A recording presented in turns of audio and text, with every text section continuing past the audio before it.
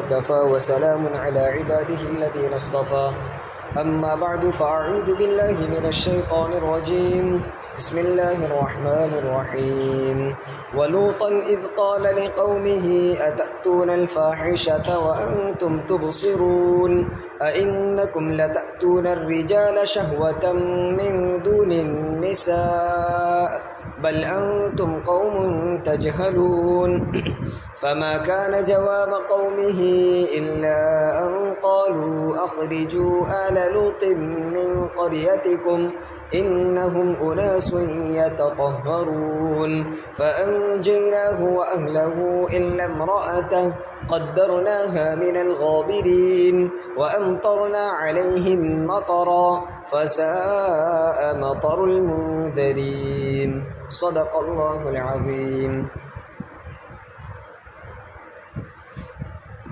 سورہ نمل کی تفسیر جاری تھی جس میں پیچھے حضرت سلیمان علیہ السلام اور پھر ان کے بعد حضرت صالح علیہ السلام کا واقعہ گزرا.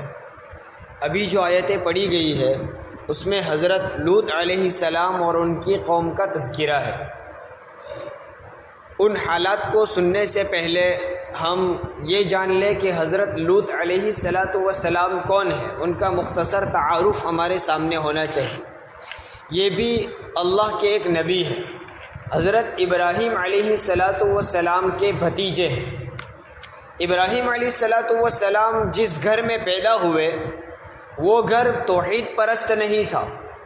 آپ کے خود والد حضرت ابراہیم علیہ السلام کے والد ہی خود بت بناتے بھی تھے, بت بیچتے بھی تھے. یعنی آپ نے جس گھر میں آنکھ کھولی ہے وہاں بت پرستی تھی, توحید پرستی نہیں تھی. لیکن اللہ کی شان کہ اللہ تبارک و تعالیٰ نے اسی بتوں کے ماحول میں, شرک و کفر کے ماحول میں ایک بچے کو پیدا کیا اور بڑے ہونے کے بعد ان کو نبوت عطا کی. اور یہ معمولی نبی نہیں, خلیل اللہ بنے اور ابو الانبیاء بنے. آپ کی اولاد میں ہزاروں انبیاء آئے. تو ابراہیم علیہ السلام کا گھرانہ بت پرستی میں تھا. ابراہیم علیہ السلام نے اپنے گھر والوں کو, بستی والوں کو, متعلقون کو ایمان کی, اسلام کی دعوت دی اور خوب سمجھایا. لیکن ابراہیم علیہ السلام کی دعوت پر کسی نے لبیک نہیں کہا.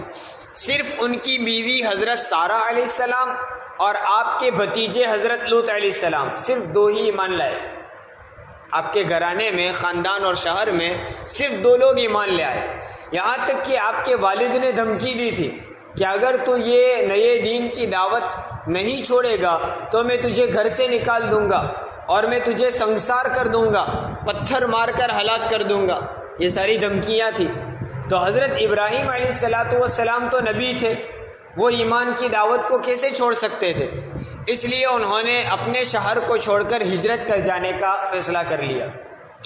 ابراہیم علیہ السلام بابل شہر میں رہتے تھے. وہاں سے ہجرت کر کے شام کی طرف ہجرت کے ارادے سے نکلے. راستے میں اب ہجرت کے لیے نکلے تو آپ کے اوپر ایمان لانے والے تو صرف دو ہی فرد تھے, حضرت سارہ اور حضرت لوط. اب ان دونوں کو لے کر وہ نکلے. 3 افراد کا قافلہ یہ نکلا, شام کی طرف ہجرت کے لیے چلے. جب نہر, اردن کی نہر کے پاس پہنچے تو اللہ تبارک و تعالیٰ کا حکم آیا اور آپ وہاں کے قریب, وہیں سے قریب کنعان نامی شہر میں آباد ہو گئے اللہ تعالیٰ کے حکم سے. کنعان یہ بیت المقدس, مسجد اقصی کے قریب ایک علاقے کا نام ہے. وہاں ابراہیم علیہ السلام آباد ہو گئے اور وہاں دین کی محنت اور خدمت کرنے لگے.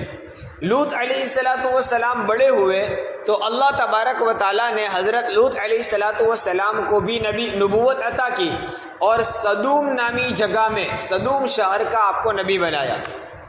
اب یہ صدوم جو ہے نہر اردن اور بیت المقدس کے درمیان کا ایک علاقہ ہے. لوط علیہ السلام صدوم میں چلے گئے. یہ علاقہ جو تھا وہ 5 شہروں پر مشتمل تھا. 5 شہر وہاں آباد تھے اور ان 5 شہروں میں سب سے بڑا شہر صدوم تھا جہاں حضرت لوط علیہ السلام نبی بنا کر بھیجے گئے. اب لوط علیہ السلام بھی تمام انبیاء کی طرح اللہ تعالیٰ کی پہچان لوگوں کو کروانے لگے. تو قرآن نے اس کا تذکرہ کیا ولوطن, اور ہم نے لوط کو نبی بنا کر بھیجا. انہوں نے لوگوں کو دعوت دی. اب لوط علیہ السلام کی قوم کی یہ خطرناک بیماری کیا تھی کہ انہوں نے عورتوں کے بجائے مردوں سے اپنی خواہشات پوری کرنا شروع کر دیا۔ قرآن نے اس کا تذکرہ کیا کہ یہ ایک بہت گھناؤنی حرکت تھی، چونکہ ان کی قوم بھی اسی طرح تھی، جیسے قوم سمود کا تذکرہ آیا کہ مال و دولت کی کثرت کی بنا پر وہ لوگ صحیح راستے سے بھٹک گئے۔ قوم لوط کے پاس بھی مال و دولت کی فراوانی تھی، عیش و عشرت کا سارا سامان تھا، تو وہ عیش و عشرت اور راحت طلبی میں اپنی خواہشات کو پورا کرنے اور اپنی تمام ضروریات کو آرام سے پورا کرنے کے وہ عادی ہو گئے تھے۔ اب وہ اس میدان میں اتنے آگے بڑھے کہ وہ فطرت کو بھی بھول گئے، فطرت سے بڑھ کر ایسے گھناؤنے اور سنگین گناہ میں مبتلا ہوئے کہ جس گناہ کی طرف جانور بھی نہیں لپکتے ہیں، یعنی وہ عورتوں کو چھوڑ کر مردوں سے خواہشات پوری کرنے لگے۔ تو اللہ تعالیٰ نے کہا وَلُوطًا، ہم نے لوط کو نبی بنا کر بھیجا، اذ قال لقومه، جب اس نے اپنی قوم سے کہا اتأتون الفاحشۃ وانتم تبصرون، تم یہ فحش کام کرتے ہو حالانکہ تم دیکھ رہے ہو، یعنی تمہاری نظروں کے سامنے کتنا غلط کام ہے اور کتنی بری حرکت ہے کہ جس کو جانور بھی اختیار نہیں کرتا۔ اور اللہ تعالیٰ نے فطرتاً مرد کے اندر ایک ایسی فطرت ڈال دی ہے کہ وہ عورت کی طرف لپکتا ہے۔ مرد کے اندر اللہ تعالیٰ نے عورت کی خواہش رکھی ہے، مرد میں مرد کی خواہش نہیں رکھی۔ یہ تو فطرت سے بھی بڑھ کر آپ ایک خطرناک گناہ میں لگ گئے ہو، اتأتون الفاحشۃ وانتم تبصرون۔ اور یہی لوط علیہ السلام کا قصہ سورہ اعراف میں بھی گزرا ہے، وہاں اللہ تعالیٰ نے فرمایا وَلُوطًا اذ قال لقومه اتأتون الفاحشۃ ما سبقکم بها من احد من العالمین، تم ایسا فحش اور ایسا گھناؤنا کام کرتے ہو کہ تم سے پہلے کبھی کسی نے ایسا کام نہیں کیا۔ معلوم یہ ہوا کہ قوم لوط سے پہلے کسی قوم میں کسی شخص نے ایسا گھناؤنا اور ایسا سنگین گناہ نہیں کیا جو قوم لوط نے شروع کیا۔ اس لیے بعض لوگوں نے کہا کہ قوم لوط سے پہلے کسی نے ایسا کام کیا نہیں ہے۔ اور اموی بادشاہوں میں عبد الملک کہتے ہیں کہ اگر قرآن کریم میں قوم لوط کا واقعہ نہ ہوتا، ان کا تذکرہ نہ ہوتا، تو میں کبھی گمان نہیں کر سکتا تھا کہ کوئی انسان، کوئی مرد بھی ایسا کام کرے گا۔ ایسا گھناؤنا اور سنگین کام تھا۔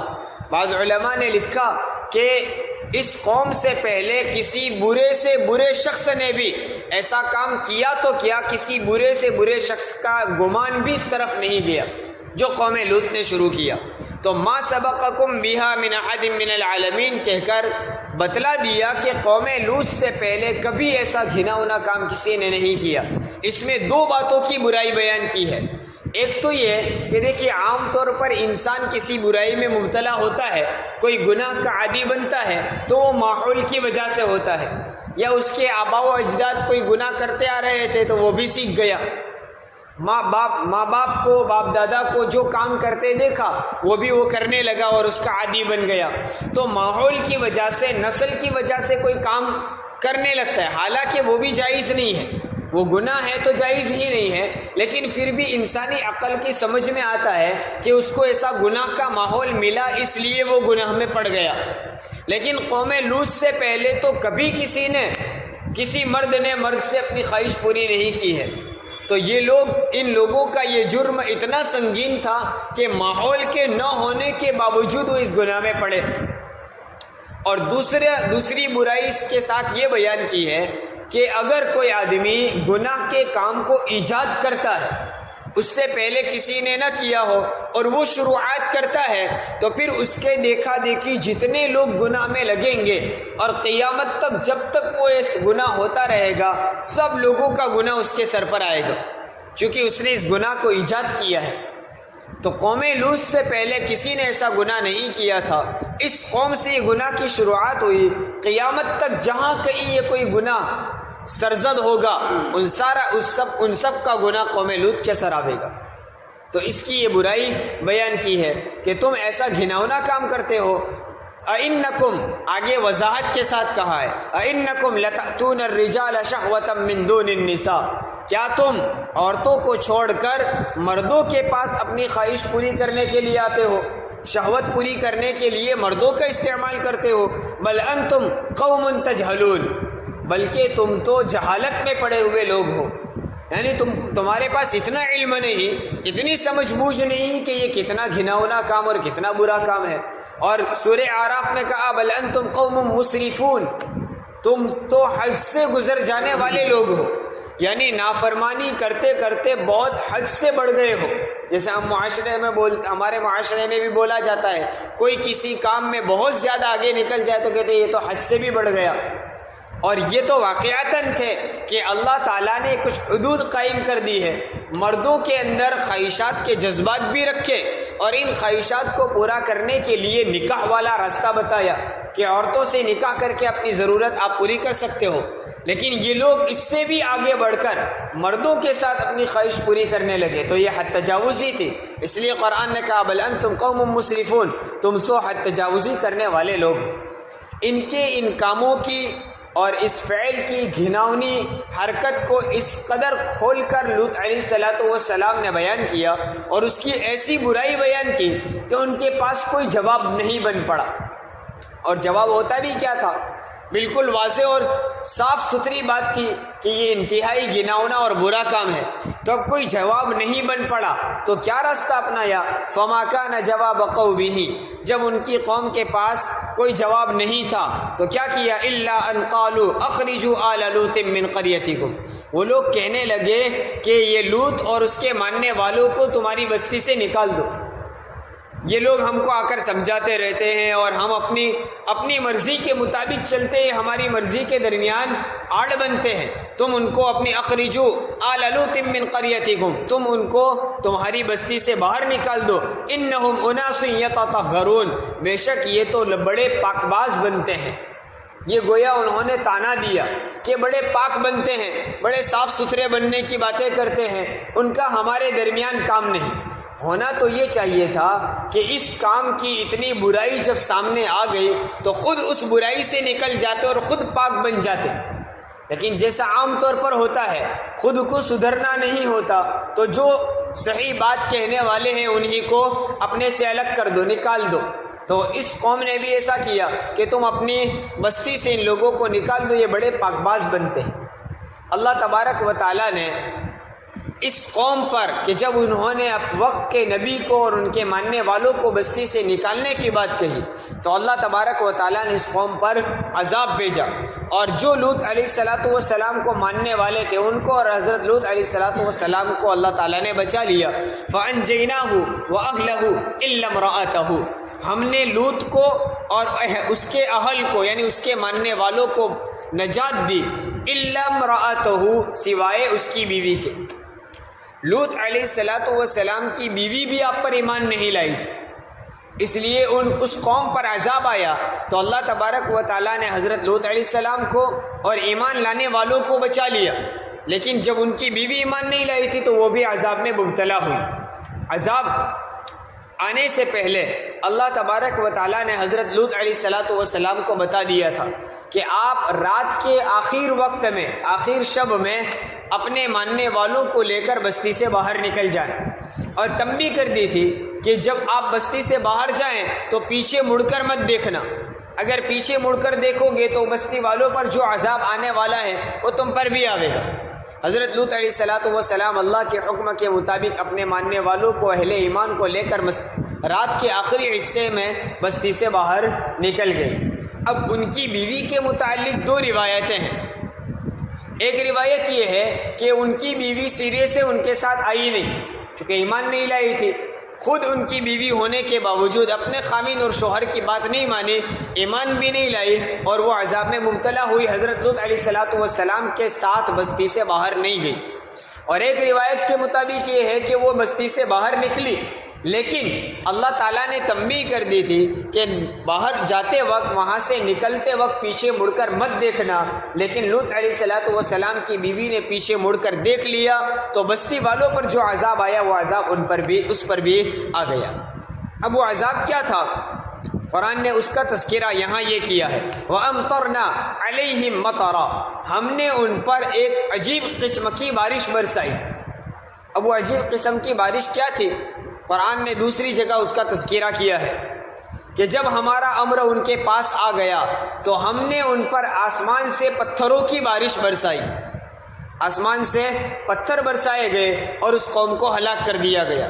اور اسی طرح سورہ ہود میں تذکرہ ہے کہ جب ہمارا امر ان کے پاس آ گیا فلما جاء امرنا جعلنا عالیہا سافلہا، ہم نے اس کے اوپر والے حصے کو نیچے کر دیا، نیچے والے حصے کو اوپر کر دیا، یعنی پوری بستی کو اللہ تبارک و تعالیٰ نے جبرائیل امین کو حکم دیا، جبرائیل امین نے اس پوری بستی کو اٹھایا، آسمان کی طرف اٹھا لیا اور اوپر جا کر اس کو پلٹ دیا، تو اوپر والے حصے کو نیچے، نیچے والے حصے کو اوپر کر دیا۔ وَأَمْطَرْنَا عَلَيْهِمْ مَطَرًا، اور ہم نے ان پر پتھروں کی بارش برسا دی۔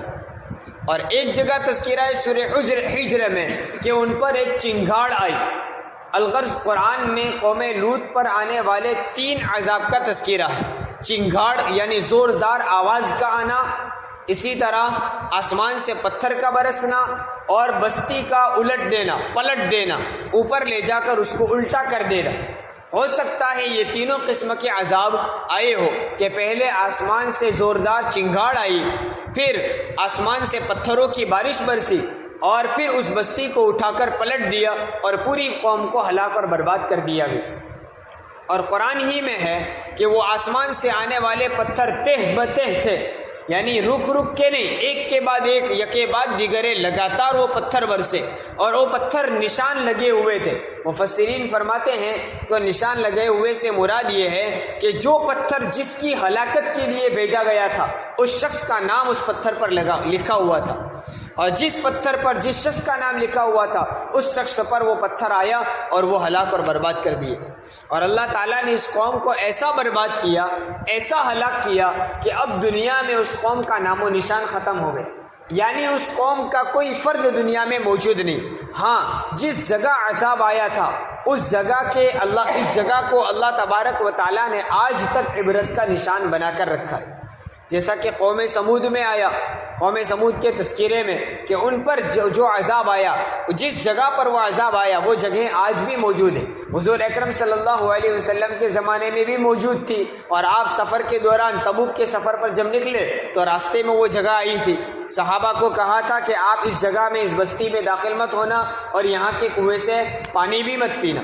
اسی طرح قوم لوط پر عذاب آیا، وہ قوم لوط، قوم صدوم جو بیت المقدس اور اردن کے درمیان ہے، وہ جگہ آج بھی موجود ہے، جو سطح زمین کے، جو عام زمین کی جو سطح اور لیول ہے اس سے بہت نیچی زمین ہے۔ اور معارف القرآن میں حضرت مفتی شفیع صاحب رحمۃ اللہ علیہ نے لکھا ہے کہ وہ زمین آج بھی موجود ہے، اور اس علاقے میں پانی بھرا ہوا ہے، ایک چھوٹے سے دریا، چھوٹی ندی اور تالاب کی طرح وہ جگہ ہے، اور اس جگہ پر اللہ تعالیٰ کا جو عذاب آیا تھا آج تک اس جگہ پر جو پانی موجود ہے اس کا اثر ہے کہ اس پانی میں کوئی مچھلی، میڈک، کوئی جاندار زندہ نہیں رہتا۔ اس پانی کے اندر کوئی جاندار چیز ڈالی جائے وہ زندہ نہیں رہ سکتی ہے۔ وہ قوم لوط پر جس جگہ عذاب آیا تھا اس جگہ کے پانی کی بات ہے۔ تو یہاں بھی ہے کہ وَأَمْطَرْنَا عَلَيْهِمْ مَطَرًا، ہم نے ان پر عجیب قسم کی بارش برسائی، فَسَاءَ مَطَرُ الْمُنذَرِينَ، اور ڈرانے والوں پر کتنا برا عذاب آیا۔ جن لوگوں کو ڈرایا گیا تھا ان لوگوں پر کیسا خطرناک اور کتنا برا عذاب کے طور پر بارش برسایا گیا ہے۔ بارش سے مراد پتھروں کی بارش برسائی گئی۔ الغرض ان واقعات کو ذکر کر کے اللہ تبارک و تعالی اپنی قدرت کا اظہار کرتے ہیں کہ ہم چاہے تو پوری قوم کو ایک ساتھ ہلاک اور برباد کر سکتے ہیں، اور اللہ تعالیٰ نے اپنے عذاب کا بیان کر کے ہمیں بھی ڈرایا اور بتایا ہے کہ اللہ تعالیٰ کا عذاب بہت خطرناک ہے۔ یہ تو صرف دنیا کا عذاب ہے، اور آخرت کا عذاب اس سے زیادہ سنگین ہے۔ تو اللہ تعالیٰ کے عذاب سے ڈرنا، جہنم سے ڈرنا، جنت کی رغبت پیدا کرنا ان واقعات کا مقصد ہے۔ اللہ تبارک و تعالیٰ قرآن کے صحیح پیغام کو سمجھنے اور عمل کرنے کی ہمیں توفیق عطا فرمائے۔